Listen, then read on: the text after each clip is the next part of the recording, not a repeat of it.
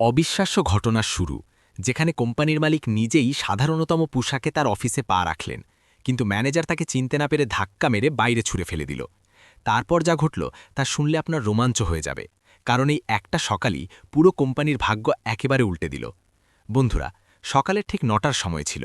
শহর সোনার সিটির রাস্তায় রোজের মতো জীবনের তীব্র হইচই শুরু হয়ে গিয়েছিল। এই শহরের ঠিক মাঝখানে দাঁড়িয়েছিল দেশের সবচেয়ে বড় টেক কোম্পানিগুলোর মধ্যে একটি, ফিউচার টেক ল্যাবসের বিশাল এবং অত্যাধুনিক ইমারত। কাচের তৈরি সেই গগনচুম্বী টাওয়ারের চকচকে আভা দূর থেকেই সবার দৃষ্টি কেড়ে নিত। এখানে দেশ বিদেশের সবচেয়ে দক্ষ ইঞ্জিনিয়ার, বিজ্ঞানী এবং ডেভেলপাররা কাজ করত। কোম্পানির মেন গেটে কড়া নিরাপত্তা ব্যবস্থা ছিল। বড় বড় অফিসাররা তাদের দামি গাড়ি থেকে নেমে ভিতরে প্রবেশ করছিল। প্রত্যেকের হাতে ল্যাপটপ, ব্যাগ এবং মুখে আত্মবিশ্বাসের ছাপ স্পষ্ট দেখা যাচ্ছিল। তখনই সেই গেটের দিক থেকে একজন একদম সাধারণ যুবক ধীরে ধীরে হেঁটে এলো। এই যুবকের নাম আদিত্য ছিল। আদিত্যের বয়স প্রায় ২৫ থেকে ২৬ বছরের কাছাকাছি ছিল। সে একটা পুরনো হুডি পরে রেখেছিল এবং তার জুতোও বেশ ঘিসে যাওয়া দেখাচ্ছিল। দেখতে তার পোশাক একদম সাধারণ ছিল, কিন্তু তার মুখে একটা আলাদা ধরনের শান্তি এবং আত্মবিশ্বাসের আলো ঝলমল করছিল। যেই আদিত্য গেটের কাছে পৌঁছালো, সেখানে দাঁড়ানো সিকিউরিটি গার্ড তাকে দেখে ভুরু কুঁচকে ফেলল। গার্ড তিরস্কার ভরা চোখে তাকে ওপর থেকে নিচ পর্যন্ত দেখল এবং কড়া গলায় বলল, আরে ভাই, কোথায় চলে আসছো? জানো তো এটা কোন জায়গা? আদিত্য শান্ত স্বরে উত্তর দিল, জি আমার জানা আছে, এটা ফিউচার টেক ল্যাবসের অফিস। আমাকে ভিতরে রিসেপশনে গিয়ে কারো সাথে কথা বলতে হবে। গার্ড হেসে বলল, তুমি এখানে কাজ করতে? ভাই, আগে আয়নায় তোমার চেহারা দেখো। এখানে বড় বড় ইঞ্জিনিয়ার আসে। এটা কোনো বাসস্ট্যান্ড নয় যেখানে যে কেউ চলে আসতে পারে। আদিত্য বিনয়ের সাথে বলল, ভাই সাহেব, আমাকে শুধু ভিতরে গিয়ে ম্যানেজমেন্টের সাথে দেখা করতে হবে। আমার একটা জরুরি কাজ আছে। গার্ড হাত দিয়ে ইশারা করে বলল, চলো চলো, বেশি বিতর্ক করো না, এখান থেকে ফিরে যাও। কিন্তু আদিত্য সেখানেই দাঁড়িয়ে রইল। সে তার হুডির পকেট থেকে একটা সাধারণ নীল ফাইল বের করল এবং বলল, দেখুন, আমি এখানে কারো সাথে বিতর্ক করতে আসিনি। আমাকে শুধু এই ফাইলটা ম্যানেজমেন্টকে দেখাতে হবে। গার্ড এবার আরও বেশি চটে গেল। সে তাকে ধাক্কা দিয়ে বাইরে বের করতে যাচ্ছিল যে তখনই ভিতর থেকে একটা মিষ্টি গলা শোনা গেল। গার্ড ভাইয়া, তাদের ভিতরে আসতে দিন। দুজনে মুখ ফিরিয়ে দেখল এটা ছিল মেঘার গলা। মেঘা কোম্পানির রিসেপশনিস্ট ছিল। সে প্রায় ২৪ থেকে ২৫ বছরের একজন সুলক্ষিত এবং বুদ্ধিমতী মেয়ে ছিল। সে খুব সাধারণ কিন্তু পরিষ্কার পরিচ্ছন্ন কাপড় পরে রেখেছিল। তার মুখে একটা সত্যিকারের এবং বিনয়ী হাসি ছিল। মেঘা গার্ডকে বলল, যদি এদের কোনো কাজ থাকে তাহলে আগে জিজ্ঞাসা করে নেওয়া যাক। এভাবে কাউকে আটকানো ঠিক নয়। গার্ড অনিচ্ছায় রাস্তা ছেড়ে দিল এবং বিড়বিড় করে বলল, আজকাল যে কেউ চলে আসে। এবং এখন ধীরে ধীরে হেঁটে বিশাল লবির ভিতরে পৌঁছে গেল। লবি খুব শানদার ছিল। চকচকে মার্বেল ফ্লোর, বড় বড় স্ক্রিন এবং চারদিকে ব্যস্ত কর্মচারীরা দেখা যাচ্ছিল। আদিত্য সোজা রিসেপশন ডেস্কের কাছে পৌঁছল। মেঘা হেসে বলল, জি বলুন, আমি আপনার কি সাহায্য করতে পারি? আদিত্য বিনয়ী স্বরে উত্তর দিল, আমাকে এখানে ম্যানেজমেন্ট টিম এবং সিনিয়র এইচআরের সাথে দেখা করতে হবে। আমি একটা গুরুত্বপূর্ণ প্রজেক্টের বিষয়ে কথা বলতে এসেছি। মেঘা এক পলের জন্য আদিত্যর কাপড় দেখল, কিন্তু তার মুখে সামান্যতম তিরস্কারও ছিল না। সে শান্ত স্বরে বলল, স্যার, এখানে সোজা ম্যানেজমেন্টের সাথে দেখা করতে আগে থেকে অ্যাপয়েন্টমেন্ট নিতে হয়। আপনার কাছে কোনো অ্যাপয়েন্টমেন্ট আছে? এবং এখন কিছু উত্তর দিতে যাচ্ছিল যে তখনই লবির অন্য প্রান্ত থেকে লিফটের দরজা খুলল। একজন লম্বা চওড়া লোক অত্যন্ত দামি শুটে বাইরে বেরিয়ে এলো। তার পেছনে ২-৩ জন কর্মচারী ফাইল নিয়ে হাঁটছিল। তার মুখে অহংকার স্পষ্ট দেখা যাচ্ছিল। যেই তার চোখ রিসেপশনে দাঁড়ানো আদিত্যের ওপর পড়ল, তার মুখ রাগে লাল হয়ে গেল। সে দ্রুত পায়ে রিসেপশনের দিকে এগিয়ে এলো এবং উঁচু গলায় বলল, মেঘা, এটা কি তামাশা? পুরো লবি হঠাৎ শান্ত হয়ে গেল। এখন পরে কি হতে যাচ্ছিল এটা কেউ ভাবেনি। লবিতে হঠাৎ স্তব্ধতা ছড়িয়ে পড়ল। যে লোকটি এইমাত্র রিসেপশনে এসে উঁচু গলায় প্রশ্ন করেছিল, তার নাম বিকাশ মেহরা ছিল। সে ফিউচার টেক ল্যাবসের সিনিয়র প্রজেক্ট ম্যানেজার এবং এইচআর হেড ছিল। কোম্পানিতে তার অনেক প্রভাব ছিল এবং কর্মচারীরা তাকে ভয়ও করত। বিকাশ দামি স্যুট পরে রেখেছিল এবং তার মুখে অহংকার স্পষ্ট দেখা যাচ্ছিল। সে রিসেপশনের কাছে দাঁড়ানো আদিত্যকে ওপর থেকে নিচ পর্যন্ত দেখল এবং তারপর রাগে মেঘাকে বলল, মেঘা, এখানে কি হচ্ছে? এই ছেলেটা কে এবং এটা আমাদের কোম্পানির ভিতরে কিভাবে ঢুকে পড়ল? মেঘা একটু ঘাবড়ে গেল, কিন্তু সে ধীরে ধীরে উত্তর দিল, স্যার, এটা কোনো কাজে এসেছে। বলছে যে এদের ম্যানেজমেন্টের সাথে দেখা করতে হবে এবং কোনো প্রজেক্টের বিষয়ে কথা বলতে হবে। মেঘা তার কথা শেষ করতেও পারেনি যে বিকাশ মাঝখানে তার কথা কেটে দিল। বিকাশ আদিত্যর দিকে তাকিয়ে বলল, প্রজেক্ট আর এই? সে একটা তিরস্কার ভরা হাসি হাসল। তোমাকে দেখে তো এমন লাগছে যেন তুমি রাস্তা থেকে সোজা উঠে এখানে চলে এসেছ। এটা কোনো খায়রাত বিতরণের জায়গা নয়। লবিতে দাঁড়ানো অনেক কর্মচারী ধীরে ধীরে হাসছিল। কিছু লোক তো খোলাখুলি আদিত্যর মজা ওড়াচ্ছিল। বিকাশ আরও বলল, তোমার আউকাত কি এখানে আসার? এখানে দুনিয়ার সবচেয়ে বড় ইউনিভার্সিটি থেকে পড়া লোকেরা কাজ করে, তাদের কাছে বছরের অভিজ্ঞতা আছে। সে আদিত্যর হুডির দিকে ইশারা করে বলল, আর তুমি এই ফাটা পুরনো কাপড়ে এখানে সিনিয়র ডেভেলপার হতে এসেছ? আদিত্য এখনও একদম শান্ত দাঁড়িয়েছিল, তার মুখে রাগের কোনো চিহ্ন ছিল না। সে খুব বিনয়ী স্বরে বলল, স্যার, আমি বুঝতে পারছি যে আমার কাপড় খুব সাধারণ, কিন্তু মানুষের ক্ষমতা তার কাপড় থেকে হয় না। সে তার ফাইল এগিয়ে দিয়ে বলল, এই ফাইলে আমি একটা নতুন এআই মডেল তৈরি করেছি। যদি আপনি একবার এটা দেখে নেন তাহলে হয়তো এটা আপনার কোম্পানির জন্য খুব লাভজনক প্রমাণিত হতে পারে। বিকাশের অহংকার আরও বেড়ে গেল। সে জোরে হেসে উঠল, তুমি আমাকে শেখাবে যে টেকনোলজি কি হয়? সে আশেপাশে দাঁড়ানো কর্মচারীদের দিকে তাকিয়ে বলল, আজকাল ইন্টারনেট থেকে 4 লাইন কোডিং শিখে প্রত্যেকে নিজেকে জিনিয়াস ভাবতে শুরু করে। আদিত্য এখনও শান্ত ছিল। সে ধীরে ধীরে বলল, স্যার, শুধু একবার আমার ফাইলটা দেখে নিন। কিন্তু বিকাশ ঝাঁপিয়ে তার হাত থেকে ফাইলটা ছিনিয়ে নিল। সবাই ভাবছিল হয়তো সে ফাইল দেখবে, কিন্তু পরের মুহূর্তেই সে একটাও পাতা না দেখে ফাইলটা হাওয়ায় ছুড়ে দিল। ফাইলের সব কাগজ চকচকে মার্বেল ফ্লোরে এদিক ওদিক ছড়িয়ে গেল। পুরো লবিতে একদম স্তব্ধতা ছড়িয়ে পড়ল। বিকাশ রাগে বলল, আমি তোমার এই বকবকানি শুনতে চাই না। এই আবর্জনা তুলে নাও এবং এখান থেকে বেরিয়ে যাও। সে গার্ডের দিকে তাকিয়ে চিৎকার করে বলল, সিকিউরিটি, এটাকে এখনই এই মুহূর্তে বাইরে বের করে দাও এবং খেয়াল রেখো এটা দ্বিতীয়বার এই বিল্ডিংয়ের আশেপাশেও দেখা যাবে না। দুজন সিকিউরিটি গার্ড তৎক্ষণাৎ এগিয়ে এলো। তার আদিত্যের হাত ধরে ফেলল, কিন্তু আদিত্য কোনো প্রতিবাদ করল না। সে শুধু শান্ত দাঁড়িয়ে রইল। তখনই হঠাৎ মেঘা এগিয়ে এলো। সে গার্ডকে থামিয়ে বলল, থামুন, আপনারা এদের সাথে এভাবে খারাপ ব্যবহার করতে পারেন না। গার্ড একটু থেমে গেল। মেঘা ধীরে ধীরে নিচে ঝুঁকে এবং মেঝেতে ছড়িয়ে পড়া কাগজ তুলতে শুরু করল। এটা দেখে লবিতে দাঁড়ানো অনেক লোক অবাক হয়ে গেল। আদিত্যও নিচে বসে গেল এবং কাগজ গোছাতে লাগল। মেঘা খুব ধীর গলায় বলল, আপনি খারাপ মনে করবেন না স্যার, এখানে বড় বড় চেয়ারে বসা লোকেদের হৃদয় খুব ছোট হয়। আদিত্য প্রথমবার হালকা হাসি দিল। তার বোঝা গেল যে এই অহংকারে ভরা জায়গায়ও মানবতা এখনও জীবিত আছে। কিন্তু কারও জানা ছিল না যে কয়েক ঘন্টার মধ্যেই এই সাধারণ কাপড়ের যুবকটা পুরো কোম্পানির ভাগ্য বদলে দেবে। লবিতে এখনও অনেক লোক দাঁড়িয়ে পুরো দৃশ্য দেখছিল। মেঝেতে ছড়িয়ে পড়া কাগজগুলো মেঘা এবং আদিত্য ধীরে ধীরে গোছাচ্ছিল। অনেক কর্মচারী চুপচাপ এসব দেখছিল, কিন্তু কারো মধ্যে এত সাহস ছিল না যে এগিয়ে এসে সাহায্য করতে পারে। মেঘা এক এক করে সব পাতা একত্রিত করল এবং সেগুলো ফাইলে রাখতে লাগল। সে খুব ধীর গলায় বলল, আপনি খারাপ মনে করবেন না স্যার, এখানে এমন লোকও আছে যাদের অন্যদের সম্মান করতে আসে না। আদিত্য শান্ত স্বরে উত্তর দিল, কোনো ব্যাপার না, আমি বুঝতে পারি। প্রায়শই লোকেরা কোনো মানুষকে তার কাপড় থেকে চিনে নেয়। মেঘা তার দিকে তাকালো। তার মুখে হালকা হাসি ছিল। কিন্তু প্রত্যেক মানুষ এমন হয় না। মেঘা বলল, কারো আসল পরিচয় তার আচরণ থেকে হয়। ফাইলের সব কাগজ গোছানোর পর মেঘা উঠল এবং কাছে রাখা ওয়াটার ডিসপেন্সার থেকে এক গ্লাস পানি ভরে আদিত্যর দিকে এগিয়ে দিল। আপনি পানি খেয়ে নিন। আদিত্য গ্লাস নিল এবং ধীরে ধীরে পানি খেতে লাগল। মেঘা বলল, আপনি সামনে ওয়েটিং এরিয়ায় গিয়ে বসে যান। আমি চেষ্টা করছি যাতে আপনার ফাইল উপরে ম্যানেজমেন্টের কাছে পৌঁছে দিতে পারি। আদিত্য হালকা মাথা নিচু করে বলল, ধন্যবাদ মেঘাজি, আজ এই বিল্ডিংয়ে আপনি সবার আগে আমাকে মানুষ হিসেবে বসেছেন। মেঘা হেসে দিল। আদিত্য গিয়ে লবির এক কোণে তৈরি ওয়েটিং এরিয়ার সোফায় বসে গেল। তার হাতে সেই নীল ফাইল ছিল।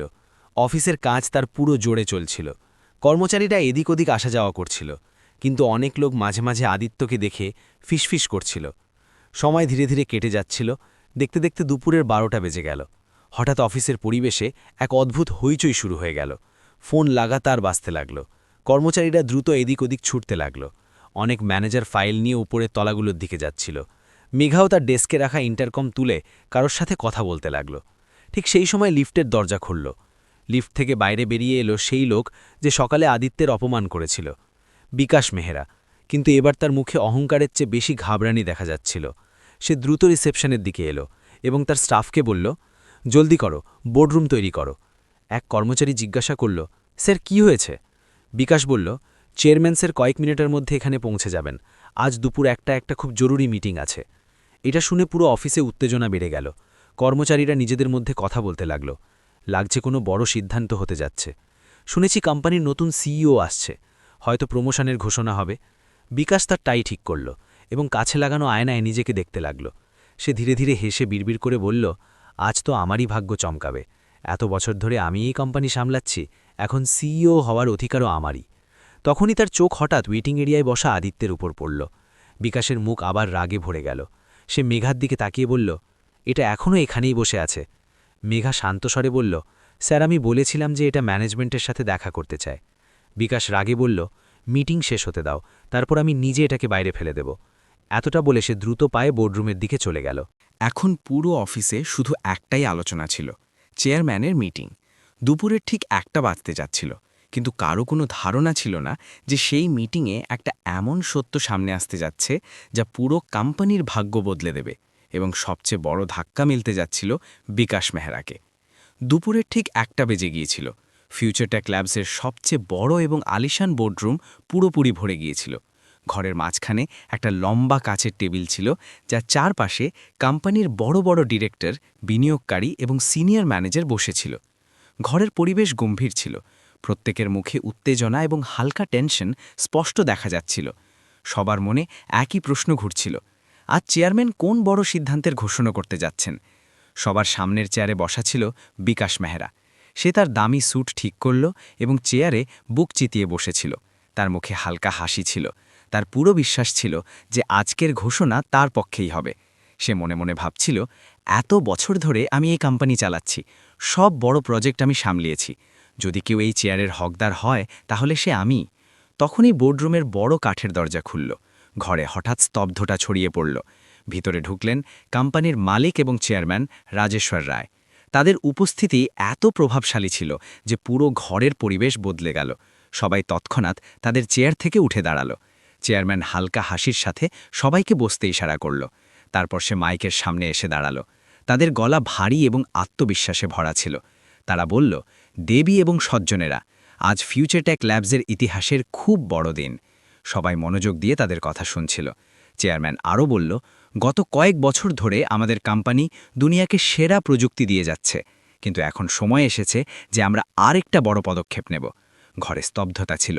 তারা আরও বলল, আজ আমি এই কোম্পানির পুরো দায়িত্ব একজন এমন যুবকের হাতে সঁপে দিতে যাচ্ছি যে দুনিয়ার সবচেয়ে অ্যাডভান্সড কোয়ান্টাম এআই মডেল তৈরি করেছে। এটা শুনে পুরো ঘরে হইচই পড়ে গেল। সবাই একে অপরের দিকে তাকাতে লাগল। বিকাশের মুখেও হালকা হাসি এসে গেল। তার মনে হলো যে এই ঘোষণা তার জন্যই হচ্ছে। চেয়ারম্যান বলল, গত 5 বছর ধরে সে বিদেশের সবচেয়ে বড় ইউনিভার্সিটিতে থেকে এই প্রযুক্তির উপর রিসার্চ করেছে। তার পরিশ্রম এবং ক্ষমতা আমাকে বিশ্বাস করিয়েছে যে সেই এই কোম্পানিকে নতুন উচ্চতায় নিয়ে যেতে পারবে। তারপর চেয়ারম্যান বলল, আজ থেকে সেই এই কোম্পানির নতুন মালিক এবং সিইও হবে। পুরো বোর্ডরুম তালিতে গুঞ্জিত হয়ে উঠল। বিকাশও জোরে জোরে তালি বাজাচ্ছিল, কিন্তু তার চোখ বারবার দরজার দিকে যাচ্ছিল। সবাই জানতে চাইছিল আসলে সেই মানুষটা কে। তখনই চেয়ারম্যান দরজার দিকে ইশারা করল, কৃপা করে ভিতরে আসুন। বোর্ডরুমের দরজা ধীরে ধীরে খুলল এবং যেই ভিতরে আসা মানুষটার উপর সবার চোখ পড়ল, পুরো ঘরে হঠাৎ গভীর স্তব্ধতা ছড়িয়ে পড়ল। কারণ দরজায় দাঁড়িয়েছিল সেই সাধারণ কাপড়ের যুবকটা, আদিত্য। সেই আদিত্য যাকে সকালে লবিতে দাঁড়িয়ে দেখে সবাই মজা উড়িয়েছিল। সেই আদিত্য যাকে বিকাশ মেহরা ভিখারি ভেবে অপমান করেছিল। আদিত্য একদম শান্ত পায়ে বোর্ডরুমের ভিতরে এলো। তার হাতে সেই নীল ফাইল ছিল। সে ধীরে ধীরে হেঁটে সোজা চেয়ারম্যানের কাছে গিয়ে দাঁড়াল। বিকাশের চোখ ফেটে যাওয়ার মতো হয়ে গেল। তার কপালে ঘামের ফোঁটা চকচক করতে লাগল। তার বোঝা আসছিল না যে এসব কি হচ্ছে। সে হঠাৎ তার চেয়ার থেকে উঠে দাঁড়াল এবং ঘাবড়ে চিৎকার করে বলল, সিকিউরিটি, এই ছেলেটা এখানে কিভাবে এলো? সে চেয়ারম্যানের দিকে তাকিয়ে বলল, স্যার, আপনি চিন্তা করবেন না, এটা সকাল থেকে রিসেপশনে তামাশা করছিল, আমি এখনই এটাকে বাইরে বের করিয়ে দিচ্ছি। বিকাশ আদিত্যর দিকে এগোতে যাচ্ছিল যে তখনই চেয়ারম্যানের কড়া গলা পুরো ঘরে গুঞ্জিত হয়ে উঠল, খামোশ বিকাশ। পুরো বোর্ডরুম একদম শান্ত হয়ে গেল। চেয়ারম্যান গম্ভীর চোখে বিকাশকে দেখল এবং বলল, তুমি জানো তো তুমি কার সাথে কথা বলছো? বিকাশ সেখানেই থেমে গেল। তার পা যেন মাটিতে আটকে গেল। তারপর চেয়ারম্যান গর্বের সাথে আদিত্যের কাঁধে হাত রেখে বলল, যাকে তুমি ভিখারি ভাবছিলে সে এই কোম্পানির আসল ওয়ারিশ। ঘরে বসা প্রত্যেক মানুষের শ্বাস যেন থেমে গেল। চেয়ারম্যান আরও বলল, এটা আমার ছেলে আদিত্য রায় এবং আজ থেকে ফিউচারটেক ল্যাবসের নতুন মালিক এবং সিইও। এটা শুনে বিকাশের পায়ের তলা থেকে মাটি সরে গেল। বোর্ডরুমে কয়েক মুহূর্তের জন্য এমন স্তব্ধতা ছড়িয়ে পড়ল যেন সময় থেমে গিয়েছে। সবার চোখ একসাথে আদিত্য রায় এবং বিকাশ মেহরার উপর স্থির হয়ে গিয়েছিল। বিকাশের মুখ পুরোপুরি ফ্যাকাশে হয়ে গিয়েছিল। তার কপালে ঘামের ফোঁটা চকচক করছিল। তার বোঝা আসছিল না যে এইমাত্র যা সে শুনল সেটা কি সত্যি। যে যুবককে সে কয়েক ঘন্টা আগে ভিখারি বলে অপমান করেছিল, সেই আজ এই পুরো কোম্পানির নতুন মালিক হয়ে তার সামনে দাঁড়িয়ে। চেয়ারম্যান রাজেশ্বর রায় গর্বের সাথে আদিত্যর দিকে তাকিয়ে বলল, দেবী এবং সজ্জনেরা, আমি আপনাদের সাথে আমার ছেলে আদিত্য রায়ের পরিচয় করিয়ে দিচ্ছি। গত 5 বছর ধরে সে বিদেশে থেকে কোয়ান্টাম প্রযুক্তির উপর রিসার্চ করছিল। এটা একটা এমন মডেল তৈরি করেছে যা আমাদের কোম্পানিকে দুনিয়ার সবচেয়ে বড় টেক কোম্পানি বানাতে পারে। পুরো বোর্ডরুম আবার তালিতে গুঞ্জিত হয়ে উঠল। কিন্তু বিকাশের অবস্থা খারাপ হয়ে গিয়েছিল, তার হাত কাঁপছিল। আদিত্য ধীরে ধীরে এগিয়ে এলো এবং মাইকের সামনে দাঁড়াল। সে শান্ত কিন্তু গম্ভীর গলায় বলল, আপনাদের সবার অনেক অনেক ধন্যবাদ। তারপর তার চোখ সোজা বিকাশের ওপর স্থির হল। ঘরে আবার স্তব্ধতা ছড়িয়ে পড়ল। আদিত্য বলল, আজ সকালে আমি জেনে শুনে সাধারণ কাপড়ে এই অফিসে এসেছিলাম। আমি দেখতে চেয়েছিলাম যে আমার অনুপস্থিতিতে এই কোম্পানি কোন দিকে যাচ্ছে। সবাই মনোযোগ দিয়ে তার কথা শুনছিল। আদিত্য আরও বলল, একটা কোম্পানি শুধু তার লাভ বা প্রযুক্তি থেকে বড় হয় না, তাকে মহান বানায় সেখানে কাজ করা লোকেরা। তারপর সে ধীরে ধীরে বিকাশের দিকে পা বাড়াল। বিকাশের মাথা নিচু হয়ে গিয়েছিল। আদিত্য বলল, বিকাশ, আজ সকালে যখন আমি রিসেপশনে দাঁড়িয়েছিলাম তখন তুমি আমাকে আমার কাপড় থেকে চিনেছিলে। তুমি আমার ক্ষমতা দেখনি, শুধু আমার হুডি আর পুরনো জুতো দেখেছিলে। বিকাশের ঠোঁট কাঁপছিল। আদিত্য আরও বলল, তুমি আমার ফাইল না দেখে মেঝেতে ফেলে দিয়েছিলে। তুমি আমাকে ভিখারি বলেছিলে। তুমি সিকিউরিটিকে আমাকে বাইরে ফেলে দেওয়ার আদেশ দিয়েছিলে। ঘরে বসা সব ডিরেক্টর এবং অফিসার এখন বিকাশকে তাকিয়ে দেখছিল। বিকাশ হঠাৎ হাঁটু গেড়ে বসে পড়ল। সে হাত জোর করে বলল, স্যার, আমার থেকে খুব বড় ভুল হয়ে গেছে, আমাকে মাফ করে দিন। আমি আপনাকে চিনতে পারিনি। তার চোখ থেকে চোখের জল বেরিয়ে আসতে লাগল। আমাকে আরেকটা সুযোগ দিন স্যার, আমি ভবিষ্যতে এমন কখনো করব না। কিন্তু আদিত্যর মুখ একদম শান্ত ছিল। সে ধীরে ধীরে বলল, তুমি বছরের পর বছর এই কোম্পানিতে কাজ করেছ, এর জন্য আমি তোমার সম্মান করি। কয়েক মুহূর্তের জন্য সবাই ভাবল হয়তো সে তাকে মাফ করে দেবে, কিন্তু তারপর আদিত্যর গলা হঠাৎ কঠিন হয়ে গেল। কিন্তু যে মানুষ অন্যদের সম্মান করতে জানে না, যে লোকেদের আওকাত তাদের কাপড় থেকে নির্ধারণ করে, এমন মানুষ এই কোম্পানিতে কাজ করার যোগ্য নয়। পুরো বোর্ড রুম একদম শান্ত ছিল। আদিত্য স্পষ্ট শব্দে বলল, বিকাশ মেহরা, তুমি এই কোম্পানি থেকে বরখাস্ত করা হলে। এটা শুনে বিকাশের মুখের রং উড়ে গেল। সে আবার হাত জোর করে বলল, স্যার প্লিজ আমাকে বের করবেন না। কিন্তু আদিত্যর সিদ্ধান্ত বদলানোর মতো ছিল না। সে সিকিউরিটির দিকে তাকালো। দুজন গার্ড তৎক্ষণাৎ এগিয়ে এলো। সেই গার্ড যারা সকালে আদিত্যকে বাইরে বের করতে যাচ্ছিল, আজ সেই গার্ড বিকাশের কাছে দাঁড়িয়ে। আদিত্য শান্ত গলায় বলল, এদের বাইরে নিয়ে যাও। বিকাশ কাঁদতে কাঁদতে বোর্ডরুম থেকে বাইরে নিয়ে যাওয়া হলো। এটা সেই শাস্তি ছিল যা সে সকালে আদিত্যকে দেওয়ার চেষ্টা করেছিল। এখন পুরো বোর্ডরুমকে স্পষ্ট বোঝা গিয়েছিল, এই কোম্পানির নতুন মালিক শুধু একজন টেক জিনিয়াসই নয়, বরং একজন সত্যিকারের লিডারও। কিন্তু গল্পের সবচেয়ে আবেগপূর্ণ মুহূর্ত এখনও বাকি ছিল, কারণ আদিত্য তার ফোন বের করল এবং কাউকে মেসেজ পাঠালো। কয়েক মুহূর্ত পর বোর্ডরুমের দরজা আবার খুলল এবং ভিতরে এলো মেঘা। বোর্ডরুমের দরজা ধীরে ধীরে খুলল এবং ভিতরে পা রাখল মেঘা। এত বড় ঘরে কোম্পানির সব বড় অফিসার, ডিরেক্টর এবং বিনিয়োগকারীদের একসাথে দেখে সে একটু ঘাবড়ে গেল। তার হৃদয় দ্রুত ধড়ফড় করতে লাগল। তার বোঝা আসছিল না যে আসলে তাকে এখানে কেন ডাকা হয়েছে। সে ধীরে ধীরে ভিতরে এলো এবং দরজার কাছেই থেমে গেল। আদিত্য তাকে দেখে হেসে বলল, মেঘা, ঘাবড়াবেন না, কৃপা করে এখানে আসুন। সবার চোখ এখন মেঘার উপর স্থির হয়ে গিয়েছিল। মেঘা ধীরে ধীরে এগিয়ে এলো এবং টেবিলের কাছে গিয়ে দাঁড়ালো। আদিত্য মাইক তুলে পুরো বোর্ডরুমের দিকে তাকিয়ে বলল, আপনারা সবাই এর সাথে পরিচিত হন। এর নাম মেঘা, এটা আমাদের কোম্পানির রিসেপশনিস্ট। সবাই মনোযোগ দিয়ে শুনছিল। আদিত্য আরও বলল, আজ সকালে যখন আমি সাধারণ কাপড়ে এই অফিসে এসেছিলাম, তখন এখানে উপস্থিত বেশিরভাগ লোক আমাকে দেখে হাসি উড়িয়েছিল, আমাকে ভিখারি ভেবেছিল, আমাকে গেট থেকে বাইরে বের করে দেওয়ার চেষ্টা করা হয়েছিল। কিছু লোক লজ্জায় তাদের চোখ নিচু করে নিয়েছিল। আদিত্য শান্ত গলায় বলল, কিন্তু সেই সময় এই পুরো বিল্ডিংয়ে শুধু একজন মানুষ ছিল যে আমাকে মানুষ হিসেবে বুঝেছিল। তারপর সে হেসে মেঘার দিকে তাকাল এবং সে ছিল মেঘা। মেঘার চোখে হালকা জল এসে গেল। আদিত্য বলল, যখন আমার সাথে খারাপ ব্যবহার হচ্ছিল তখন এরাই আমার ছড়িয়ে পড়া কাগজ তুলেছিল, আমাকে পানি দিয়েছিল এবং আমাকে সম্মান দিয়েছিল। ঘরে বসা সবাই চুপচাপ এই কথা শুনছিল। আদিত্য বলল, মেঘার তখন একদমও জানা ছিল না যে আমি কে। তাদের জানা ছিল না যে আমি এই কোম্পানির মালিক হতে যাচ্ছি। তারপর সে একটু থেমে বলল, কিন্তু তবুও এরা আমার সাথে মানবতা দেখিয়েছিল। ঘরে বসা অনেকের মুখে এখন সম্মান দেখা যাচ্ছিল। আদিত্য গম্ভীর স্বরে বলল, একটা মহান কোম্পানি শুধু বড় লাভ থেকে হয় না, বরং সেখানে কাজ করা লোকেদের হৃদয় থেকে হয়। তারপর সে স্পষ্ট গলায় বলল, আমাদের কোম্পানিকে শুধু বড় ডিগ্রির লোক দরকার নয়, আমাদের ভালো মানুষও দরকার। এতটা বলে আদিত্য মেঘার দিকে তাকিয়ে হেসে বলল, মেঘা, আজ থেকে আপনি এই কোম্পানির নতুন HR হেড হবেন। এটা শুনে মেঘার চোখ আশ্চর্যে বড় হয়ে গেল। তার বিশ্বাসই হচ্ছিল না যে এসব সত্যি। তার চোখ থেকে খুশির চোখের জল বেরিয়ে এলো। পুরো বোর্ডরুমে হঠাৎ তালির গড়গড়াহাট গুঞ্জিত হয়ে উঠল। সবাই উঠে দাঁড়িয়ে তালি বাজাতে লাগল। মেঘা কাঁপা গলায় বলল, স্যার, আমি তো শুধু আমার কর্তব্য পালন করেছিলাম। আদিত্য হেসে উত্তর দিল, কখনো কখনো ছোট একটা মানবতাই সবচেয়ে বড় পরিচয় হয়ে যায়। তারপর সে পুরো বোর্ডরুমের দিকে তাকিয়ে বলল, আজ থেকে ফিউচার টেক ল্যাবসে একটা নতুন নিয়ম হবে। এখানে কোনো মানুষের পরিচয় তার কাপড় বা তার অবস্থান থেকে হবে না। ঘরে বসা সবাই মনোযোগ দিয়ে তার কথা শুনছিল।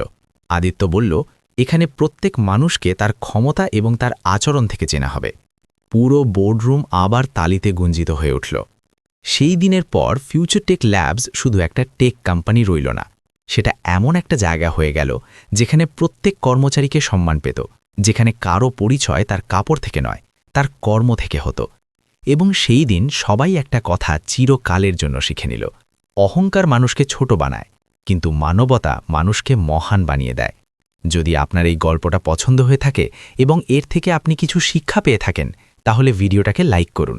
এমনই হৃদয় ছুঁয়ে যাওয়া এবং প্রেরণাদায়ক গল্প দেখার জন্য চ্যানেলকে সাবস্ক্রাইব করতে একদম ভুলবেন না এবং কমেন্টে অবশ্যই বলুন এই গল্প থেকে আপনি কি শিক্ষা পেয়েছেন। আপনার কমেন্ট আমাদের আরও ভালো গল্প তৈরি করার প্রেরণা দেয়।